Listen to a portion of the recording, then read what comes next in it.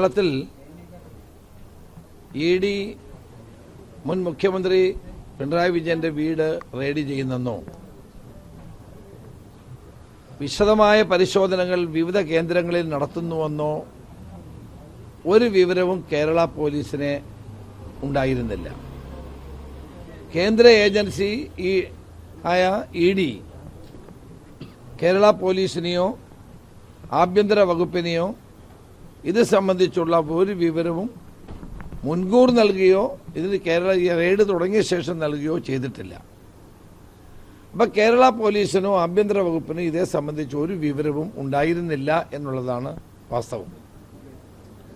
എന്നാൽ റെയ്ഡ് തുടങ്ങിയ ശേഷം ഓരോ പിണറായിയിലും കോഴിക്കോടും ആളുകൾ തടിച്ചുകൂടുന്നത് കണ്ട് പോലീസ് ക്രമസമാധാനം നിലനിർത്തുക എന്നുള്ള ലക്ഷ്യത്തോടെ പോലീസ് അവിടെ സ്വമേധയാ എത്തുകയാണ് ഉണ്ടായത്.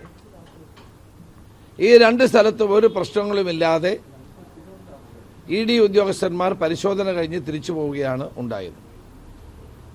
എന്നാൽ തിരുവനന്തപുരത്ത് ആസൂത്രിതമായ ഒരു അക്രമമാണ് ഇവിടെ ഉണ്ടായത്. പിണറായിലും കോഴിക്കോടും ഉണ്ടാകാത്ത സംഭവം എങ്ങനെയാണ് തിരുവനന്തപുരത്തുണ്ടായത്?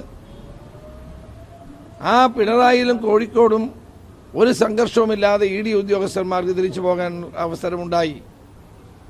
അപ്പം ഇവിടെ ബോധപൂർവമായി അക്രമം നടത്തുക എന്നുള്ള ലക്ഷ്യത്തോടെയാണ് CPMന്റെ പ്രവർത്തകന്മാർ പ്രവർത്തിച്ചത്.